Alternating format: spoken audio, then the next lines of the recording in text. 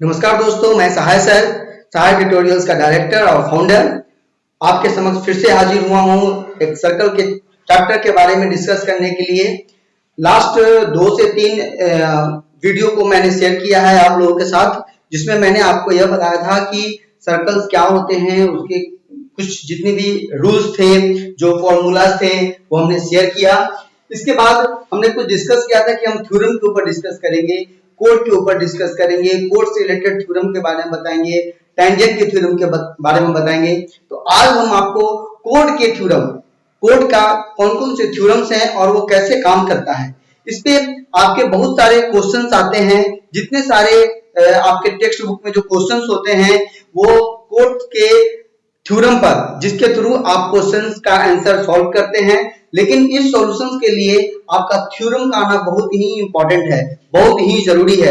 अगर आपको थ्योरम नहीं आएगा तो आप मैथ सॉल्व नहीं कर पाएंगे। और यही रीजन है कि ज्यादातर स्टूडेंट्स, आप जैसे कुछ स्टूडेंट्स जो कि उनको मैथ्स टफ लगता है, उसका रीजन सिर्फ इतना ही है कि वो बेसिक नॉलेज, बेसिक कंसेप्ट को नहीं जान पाते। और यही रीजन है कि वो कहीं ना कहीं उनको परेशानी होती है, उनको करना क्या है, थ्योरम क्या बोलता है, उन्हें याद नहीं रहता। तो चलिए आज हम कोड के ऊपर 2 थ्योरम हैं वो हम बताएंगे। उसके बाद सर्कल के एक थ्योरम है, हम उसके ऊपर डिस्कस करेंगे जो कोइंसाइड करता है एक दूसरे के ऊपर, और जो टच करता है उसके ऊपर बताएंगे। तो आज हम डिस्कस करेंगे कि थ्योरम, कोड का थ्योरम क्या है। तो सबसे पहला जो हम आपसे डिस्कस करेंगे वो थ्योरम क्या कहलाता है, कोड से रिलेटेड थ्योरम है। मैं पहले क्यों लिख करके देता हूं ताकि इससे समय कम लगे और आपको जल्दी से जल्दी हम अच्छे तरीके से हम आपको समझा सके। तो पहला है a perpendicular drawn from the center of a circle on its chord bisect the chord। मतलब a perpendicular drawn from the center of a circle means मैंने यहाँ पर एक सर्कल बनाया है, हमने एक सर्कल बनाया है। यहाँ पे आप लोगों के लिए एक सर्कल बनाया, यहाँ पे एक सेंटर दिया। क्वेश्चन क्या करता है, देखिए मैथ में सबसे इंपॉर्टेंट है कि आप क्वेश्चन को बार बार पढ़ें, बार बार हर एक एक लाइन को अगर आप पढ़ेंगे और उनको तोड़ तोड़ करके समझेंगे तो आपका मैथ बहुत ही आसान हो जाएगा। कारण क्या है, सबसे बड़ा कारण क्या है कि आप उस क्वेश्चन का मतलब नहीं समझ पाते, क्वेश्चन कहना क्या चाहता है आप उसको नहीं समझ पाते, जिसकी वजह से आपसे वो क्वेश्चन नहीं बन पाता है। तो पहला ये क्वेश्चन क्या कहता है, a perpendicular drawn from the centre of a circle, मतलब centre of the circle, centre of the circle O, centre of the circle से एक परपेंडिकुलर ड्रॉन होता है ऑन इट्स कोड, उसके कोड के ऊपर।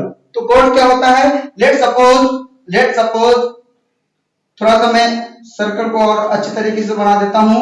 Let suppose this is the circle और ये मान लिया कि ये कोड है जिसका नाम हमने दिया ए और बी।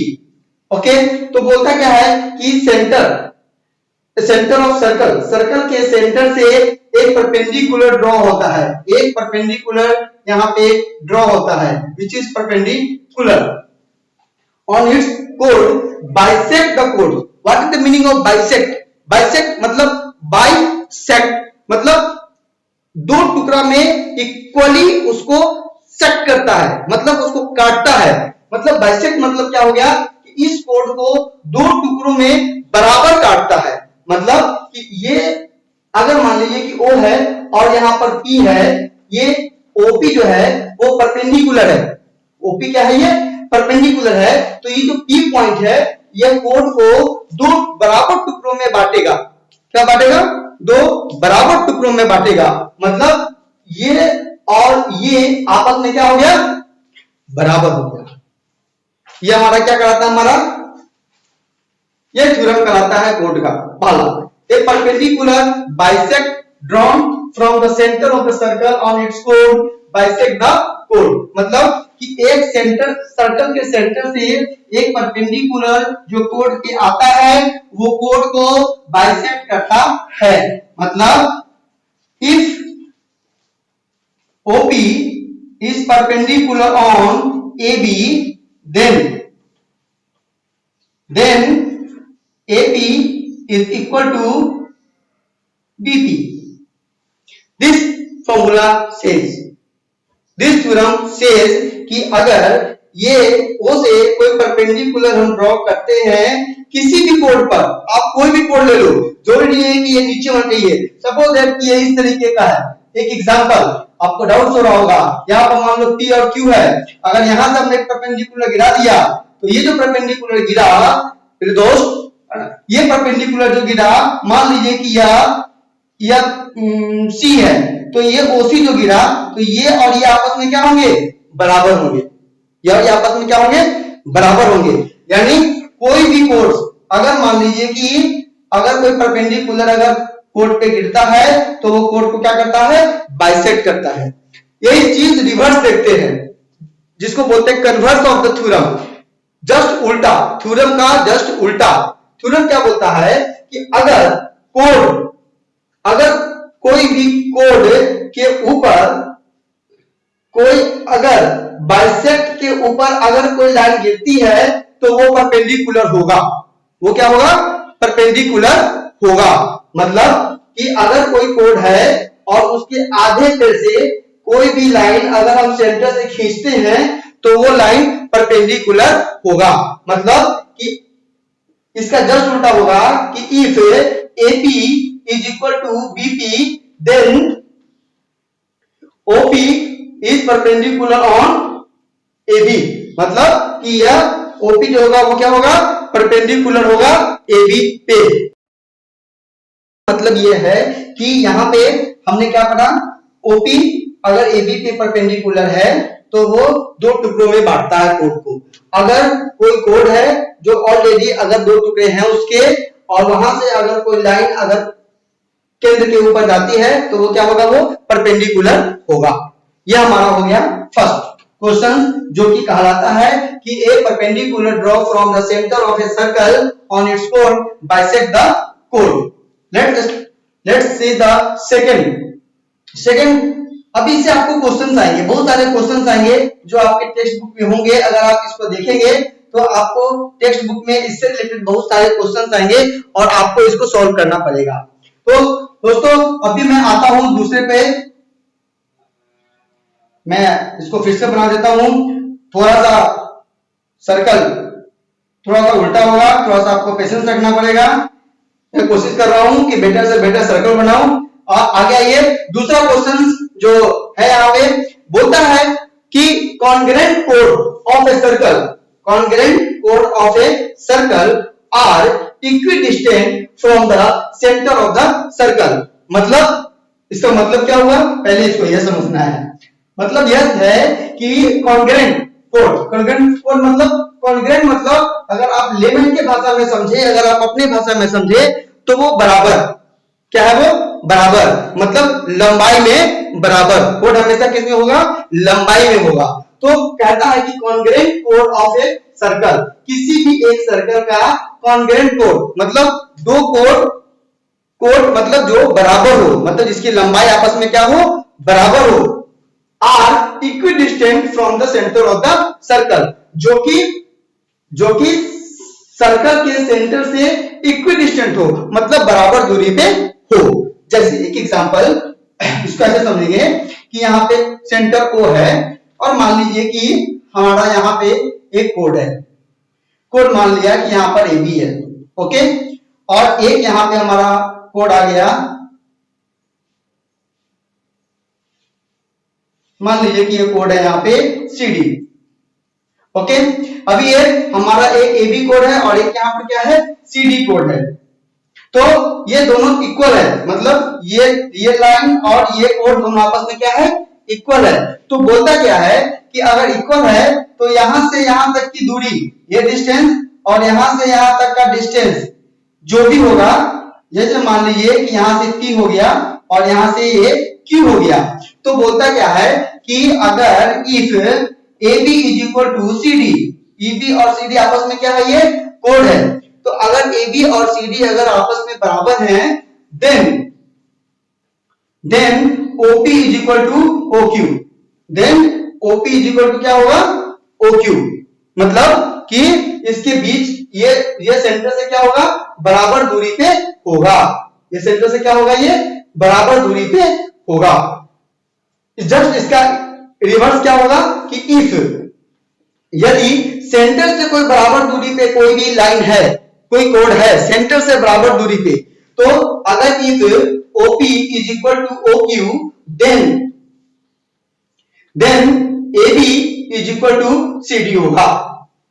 ये क्यों जरूरी है ये समझना आपको, इस थ्योरम में इसका सॉल्यूशन भी है जो मैं आपको क्वेश्चन के माध्यम से सॉल्यूशन बताऊंगा। ये क्यों जरूरी है, क्योंकि आपके क्वेश्चन इसी पर आधारित आएंगे। आपको हर बार क्वेश्चन को सॉल्व करने की जरूरत नहीं है, थ्योरम के आधार पे ही आपको वो क्वेश्चन सॉल्व करना है। तो इसलिए ये जानना बहुत ही जरूरी है। अगर कोई आपसे पूछे कि कोड का कोई थ्योरम बताइए, तो आप बोलेंगे कि दो थ्योरम है।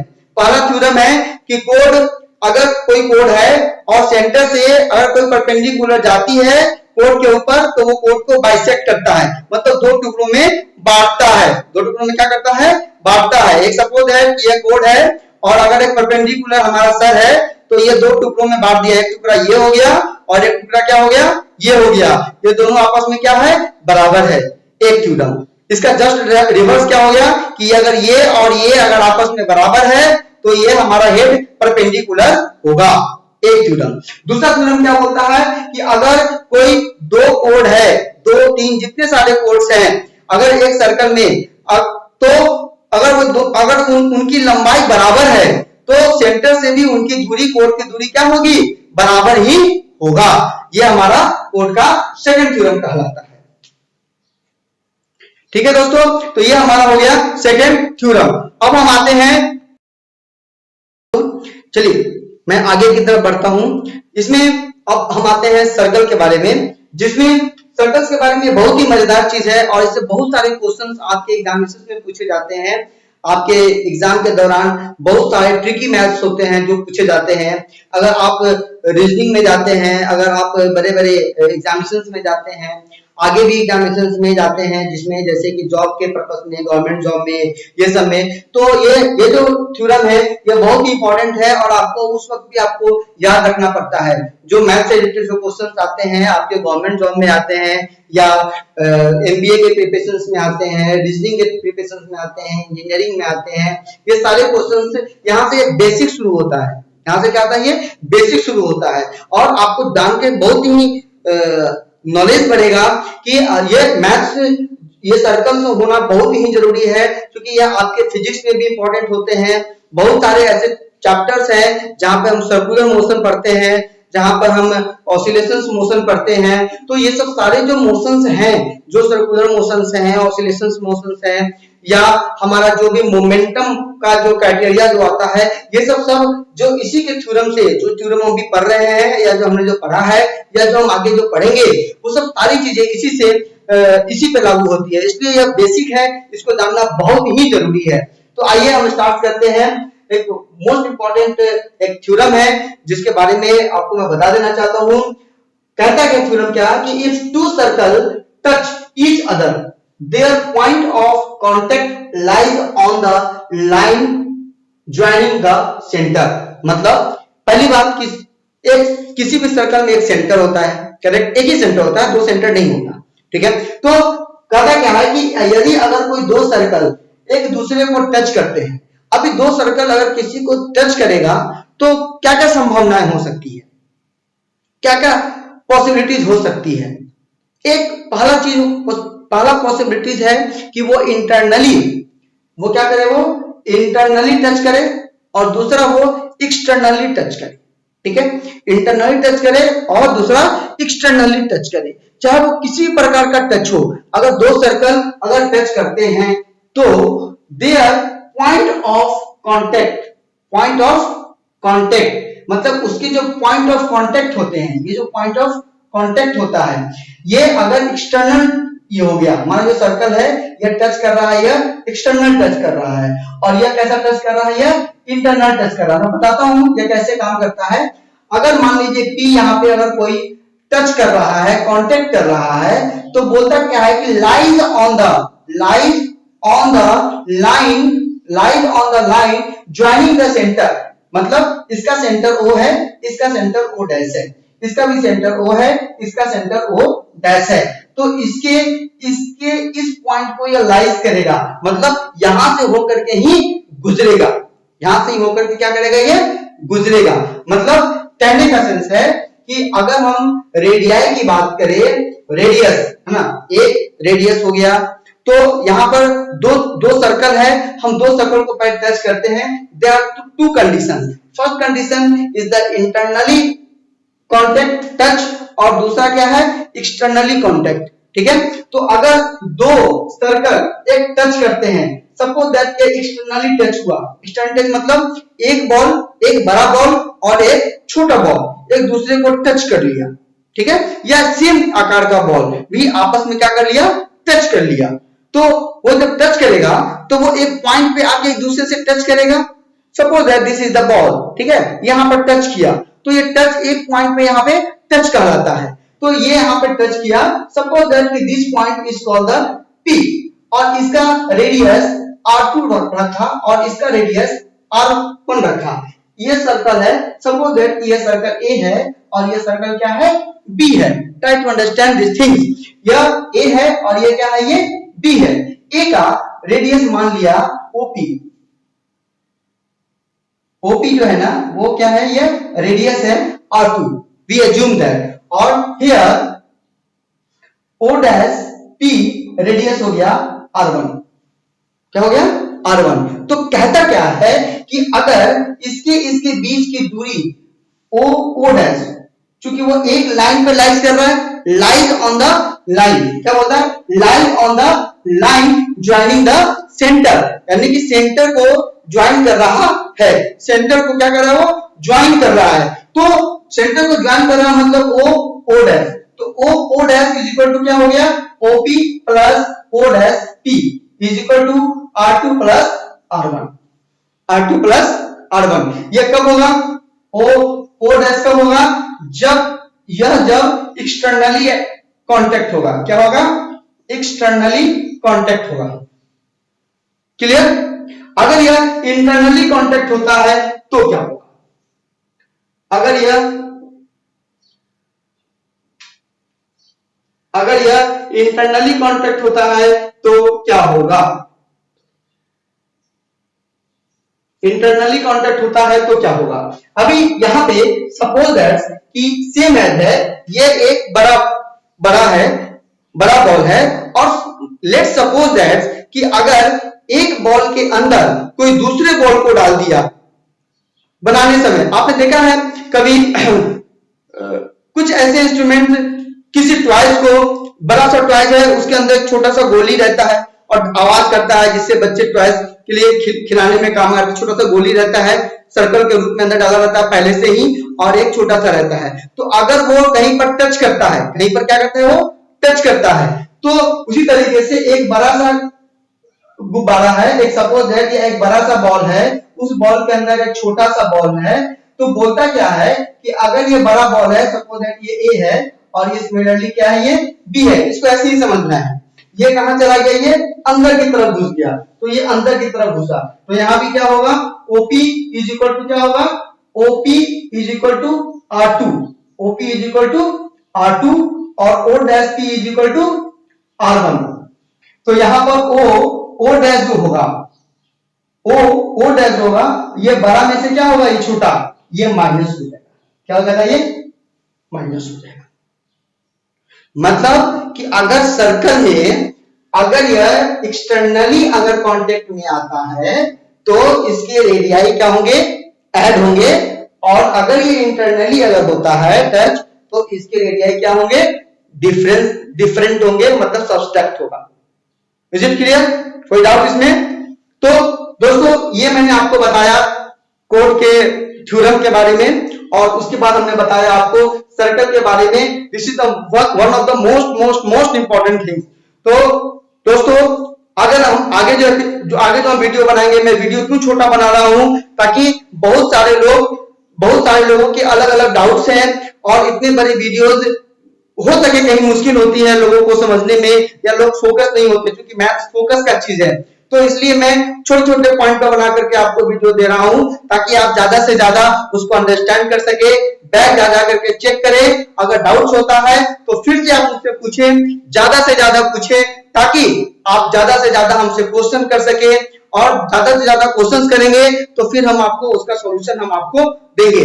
बेझिझक आप हमें मैसेज कीजिए, आप हमें क्वेश्चंस कीजिए अगर आपको कोई डाउट्स है और हम उसका सॉल्यूशन देंगे। तो दोस्तों, हम अगर आपको हमारा ये पोर्शन अगर पसंद आया हो तो कृपया लाइक करें, सब्सक्राइब करें और शेयर करना ना भूले। सब्सक्राइब करें और सब्सक्राइब करने के बाद बेल आइकन को जरूर दबाएं ताकि हम आपको नोटिफिकेशन भेज सके।